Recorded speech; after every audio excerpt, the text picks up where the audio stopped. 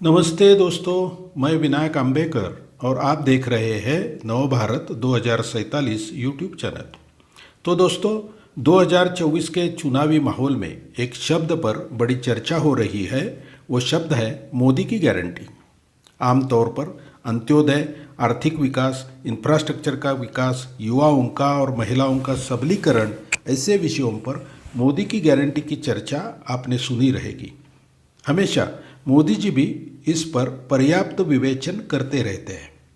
मगर दोस्तों, मैं आपको ऐसी कुछ मोदी की गारंटियां बताने वाला हूं जो आपके अस्तित्व के लिए बहुत महत्वपूर्ण है और जिसका जिक्र आमतौर पर कम हो रहा है।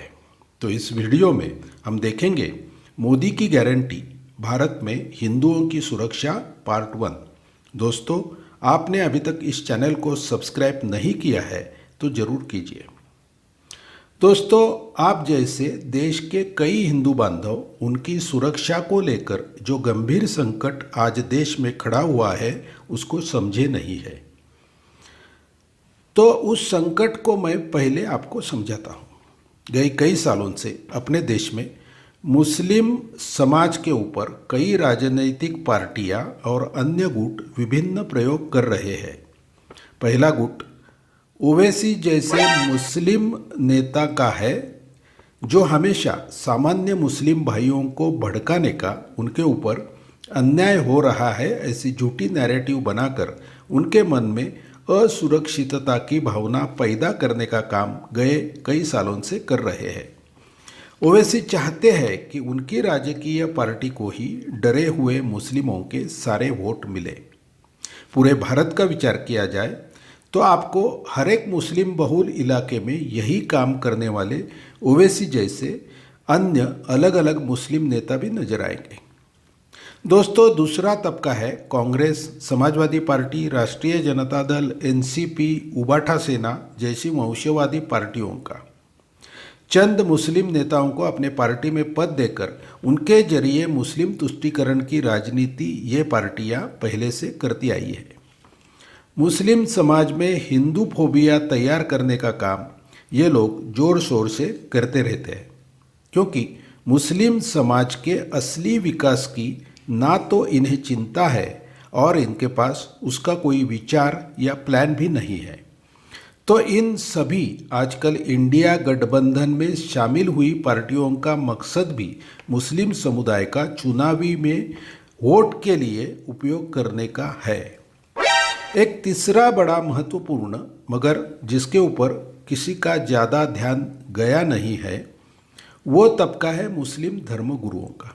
इस तबके में प्रांत, भाषा, जाति, पोट जातियों के चलते अनेक प्रकार की विविधता जरूर है, मगर इस वर्ग के सदस्य भी अपना ताकत और अपना महत्व बनाए रखने के लिए सर्वसामान्य मुस्लिम भाइयों के मन में भय और असुरक्षितता की भाव कायम बनाए रखने का काम बखूबी करते आए हैं।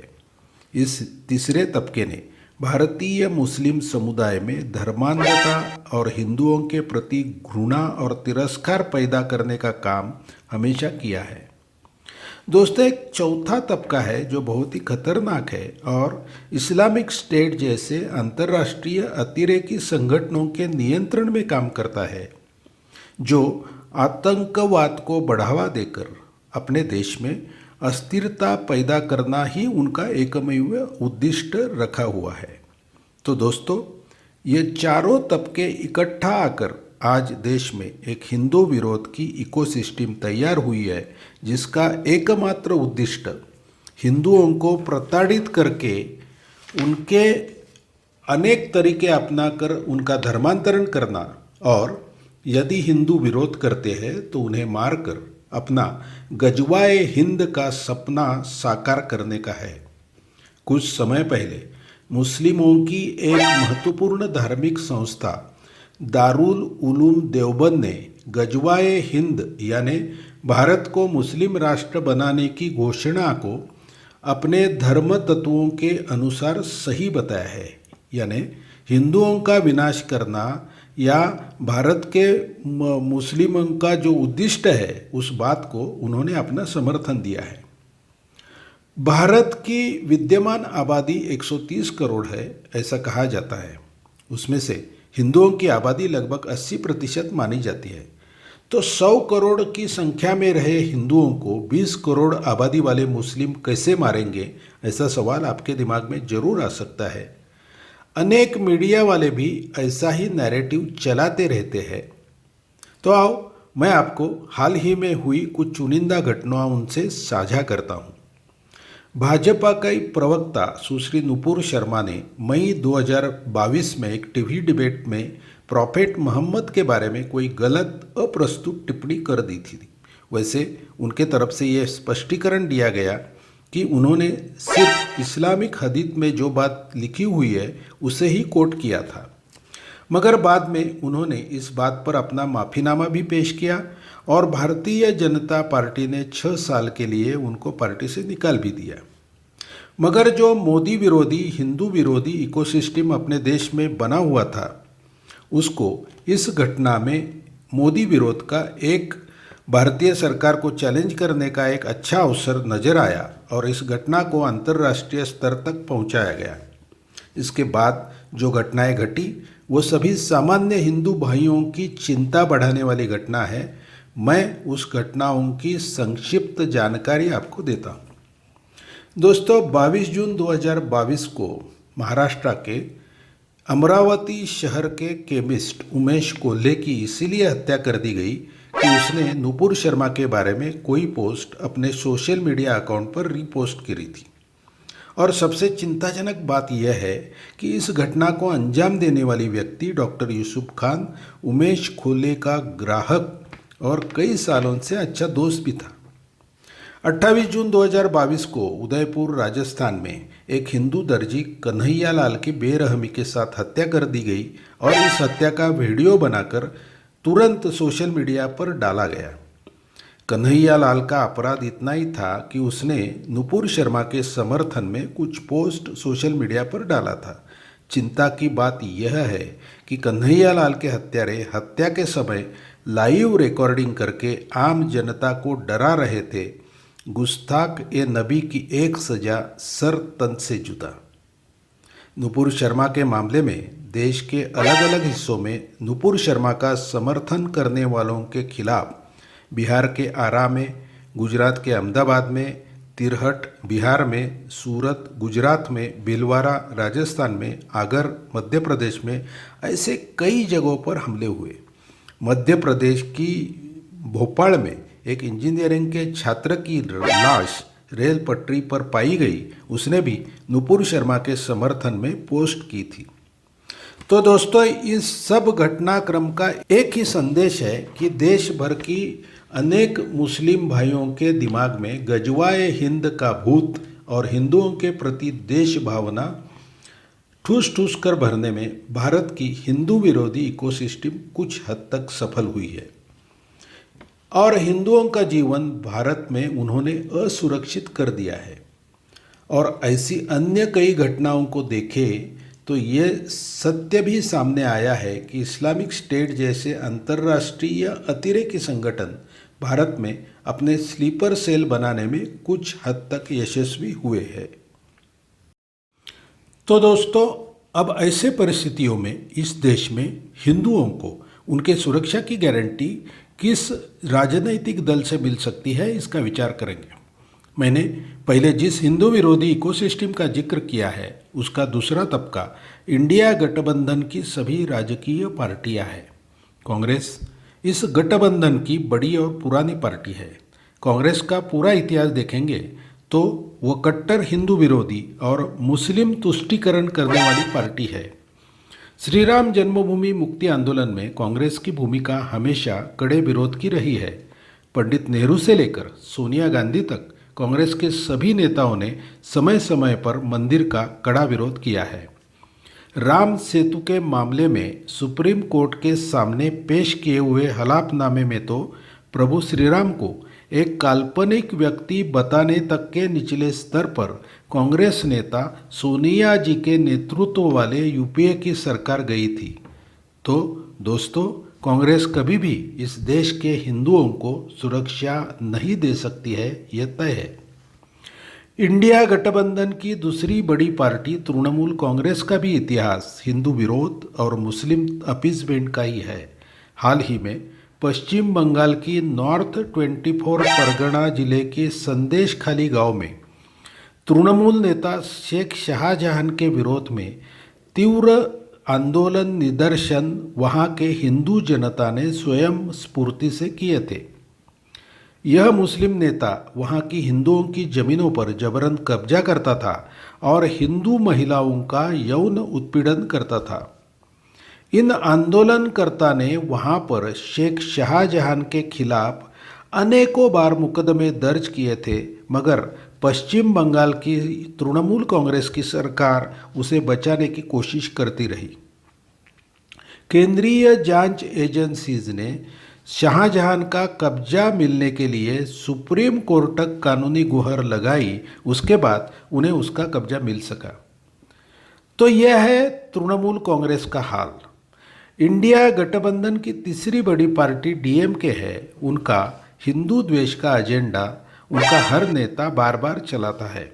मुख्यमंत्री के पुत्र उदयनिधि ने पब्लिक मीटिंग में कहा है, सनातन धर्म डेंगू और मलेरिया जैसी बीमारी है, उसको जड़ से मिटाना हमारे पार्टी की टॉप प्रायोरिटी है। उनके वरिष्ठ नेता डी राजा ने वीर सावरकर जी के बारे में अभद्र शब्दों का चित्रों का उपयोग करते हुए सोशल मीडिया पर पोस्ट किए थे। उसी पार्टी के सांसद डीएनवी सेंथिल कुमार ने संसद में उत्तर भारत के राज्यों को गोमूत्र पीने वाले लोगों का प्रदेश बताकर उत्तर भारत के नागरिकों का मजाक उड़ाया था। तो यह है इंडिया गठबंधन के बड़े पार्टियों का हिंदू विरोधी एजेंडा। हिंदू समाज को सुरक्षा देने में ये कौन सी भी राजनीतिक दल काम में आने वाले नहीं हैं। दोस्तों, अब देखते हैं इंडिया गठबंधन के छोटे पार्टियों का रवैया। समाजवादी पार्टी, राष्ट्रीय जनता दल, उबाटा शिवसेना, ये छोटी मोटी पार्टियां भी मुस्लिम तुष्टीकरण और उसके लिए हिंदू विरोध करने के लिए कुख्यात है। मुख्यमंत्री बनने की लालच में इंडिया गठबंधन में शामिल हुए उद्धव ठाकरे जी को अभी अपना झूठा हिंदू प्रेम जबरन दिखाना पड़ता है और सनातन धर्म को मिटाने की बात सामने आती है तो उद्धव जी मुंह छिपाकर भाग जाते हैं। तो दोस्तों, ये समझ लीजिए कि देश की अन्य कोई भी राजनीतिक पार्टी हिंदुओं को उनके सुरक्षा की गारंटी नहीं दे सकती है। ये सत्य आपको जरूर समझना होगा। तो दोस्तों, 2024 के चुनाव में यदि इंडिया गठबंधन गलती से भी सत्ता में आता है तो उनका कलेक्टिव विजडम यानी इकट्ठी सोच 100% हिंदू विरोधी रहेगी क्या? हिंदुओं के ऊपर के अत्याचार, प्रताड़ना, अन्याय बढ़ेंगे क्या? ये दो सवाल आप खुद को पूछ लेना और उसका जवाब भी आपने खुद ढूंढना आपके भावी पीढ़ियों के लिए अत्यंत जरूरी है। तो दोस्तों, अब रहा भारत की हिंदू जनता को उनके सुरक्षा की गारंटी मोदी सरकार ने दी है क्या, यह सवाल अब उसकी जानकारी मैं अभी आपको देता हूँ। गए 10 साल में भारत में जो भी हिंदुओं की हत्या हुई है उन सभी केसेस में मोदी सरकार ने सख्त से सख्त कार्रवाई की है। उत्तर प्रदेश में मुस्लिम दंगाइयों को और कई साल से जिनका आम जनता के बीच में खौफ फैला हुआ था, ऐसे कई नामचीन मुस्लिम गुंडों को योगी सरकार ने ध्वस्त किया है, उनके घर भी ध्वस्त कर दिए हैं, जिस कारण आज उत्तर प्रदेश में आम जनता और आम हिंदू बड़ा सुरक्षित महसूस कर रहे हैं। और देश भर की बात करें तो मोदी सरकार ने पूरे देश भर में से इस्लामिक स्टेट, आईसिस, सिमी जैसे आतंकियों के सभी हस्तकों को नेशनल इन्वेस्टिगेशन एजेंसी एनआईए के जरिए ढूंढ निकाला है। दोस्तों, अभी हम दिखा रहे इमेज को देखिए। यह द जेम्स टाउन फाउंडेशन का टेररिज्म मॉनिटर का मार्च 2024 का लेटेस्ट रिपोर्ट है, जिसमें मोदी सरकार के मार्गदर्शन में एनआईए ने 2023 में पूरे भारत भर से 180 आतंकियों को कैसे अरेस्ट किया उसका पूरा ब्यौरा दिया है। इन सभी लोगों से भारी मात्रा में विस्फोटक बनाने की सामग्री, विस्फोटक, हथियार और प्रचार साहित्य जब्त किया गया है। वैशिष्ट्यपूर्ण बात यह है कि केरल और तमिलनाडु में 60 लोग इस्लामिक स्टेट से जुड़े हुए पाए गए हैं। एनआईए ने यह ढूंढ निकाला कि मुंबई के नज़ीक पड़घा गांव में साकिब नाचन नाम का आतंकी अल शाम नाम से खुद का इस्लामिक स्टेट चला रहा था। वह 2003 के मुंबई बॉम्ब ब्लास्ट का आरोपी था। उसे 2017 में जेल से रिहा किया गया था। नाचन अंतर्राष्ट्रीय आतंकी संगठनों से जुड़ा हुआ था और उसके हैंडलर पुणे से उसको हैंडल कर रहे थे। उन्होंने मुंबई और अन्य जगहों पर आतंकी हमलों की पूरी तैयारी कर रखी थी। केवल एनआईए की कार्रवाई के कारण यह हमले नहीं हो सके और हिंदू सुरक्षित रहे। दोस्तों, आखिरी जिक्र है 4 दिन पहले उत्तर प्रदेश के बदायूं में मासूम नन्हे से आयुष और अहान को उनके पड़ोसी साजिद ने बेरहमी से 24 बार चाकू से कुचल कर मारा। इस घटना का यह कुकर्म करने से पहले उन मासूम बच्चों की मां से साजिद ने 5,000 रुपये उधार भी लिए थे। दोस्तों, यह है आज अपने देश का आज का हिंदू विरोधी माहौल का वास्तव। उस साजिद को योगी सरकार की यूपी पुलिस ने मुठभेड़ में मार भी गिराया है, मगर यह सत्य जो है वो बहुत विदारक है। तो दोस्तों, अब आपने ही तय करना है कि क्या आपको आपके सुरक्षा के लिए यह मोदी की गारंटी और भारत में हिंदुओं की सुरक्षा चाहिए या नहीं चाहिए। दोस्तों, अगले पार्ट में दुनिया भर के हिंदुओं को उनके सुरक्षा की मोदी की गारंटी कैसे मिलती है ये बताऊंगा। फिर मिलेंगे दोस्तों। जय हिंद, जय सिया राम।